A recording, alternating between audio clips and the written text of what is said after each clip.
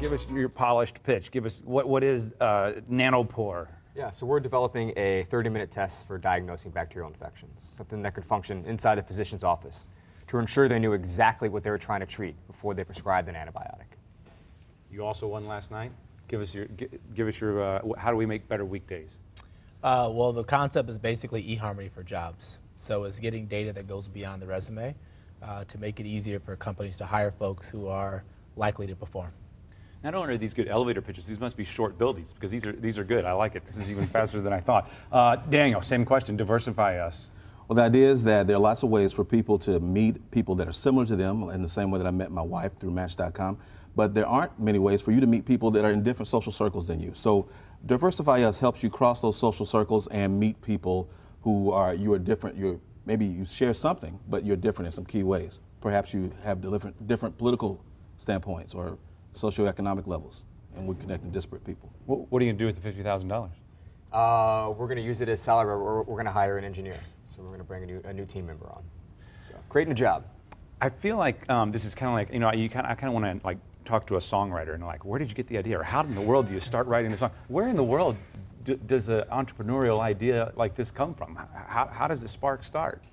Well, I can't imagine what other people do. Mine, I was sitting in the car with my wife talking about some things. My wife was working with a group that's addressing some Ferguson-related issues, and with all the unrest and the fear that people have about what might happen once the verdict comes out.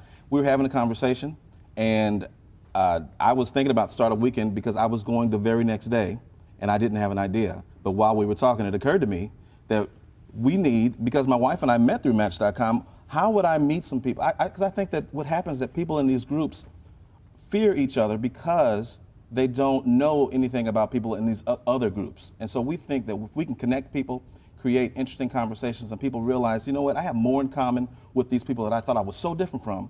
I have more in common with them than I realized, and I think it can reduce the tension. It can create opportunities for people to go in places where they would not have gone. We got to have you back for a whole host of other shows because there's a lot to talk about just on that topic alone. But you did not have an idea one day and you did the next. Is that a talent of yours? Is that the environment you were in? How does this go? I believe I probably have ideas on one day that I didn't have the previous day all the time, but not all of them could be marketable concepts. And I wasn't sure how this one could be. I had help from other people once I presented the idea, because I wasn't sure if I was going to pitch it, but people convinced me that I should because of the time of just where we are in our time and place in St. Louis, and also that it's something that we believe that could apply within the context of a business, within the context of a student body at a college university, but we think it has broader appeal and broader impact, can really change lives. Is anybody to the point where you're actually making a profit at this point, turning any money around? Revenue. Profit is always hard to come by because you have customers that want you to do more and more things for them, which is good because you're solving a problem that they're paying you for. And all I care about now is usage and revenue. And then the next step is, okay, how to make it profitable. And do you want to do it here? If so, why? In St. Louis? Well, for us, we started our company in Chicago, my co-founder and I, and we came down to St. Louis because of the Capital Innovators Accelerator here. And that was about 8 months ago, and we've stayed since we graduated. And what I like about St. Louis and the ecosystem here is it's easier to access folks.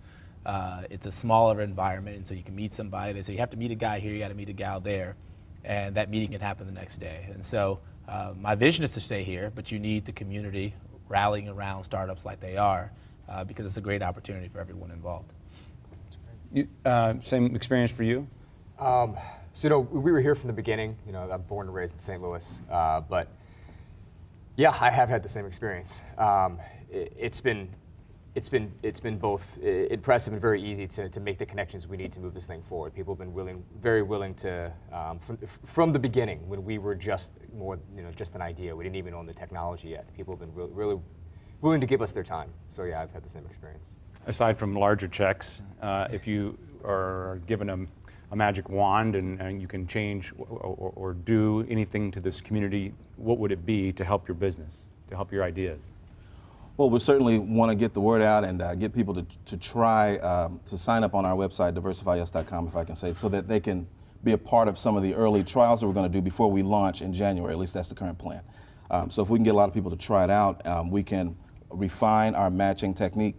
And But you could do that anywhere, I'm guessing. we could, but we believe that the problem we're trying to address, for us, we see it as a homegrown type of problem, a problem that exists here, not that it doesn't exist elsewhere, but we want St. Louis to not simply be known when it comes to Ferguson for some of the unrest that we've seen. We want to be known for the people that created a way for people to cross boundaries and to interact and to reduce tensions and to create relationships that they wouldn't otherwise create. We want that for St. Louis because we're from St. Louis and we love our city.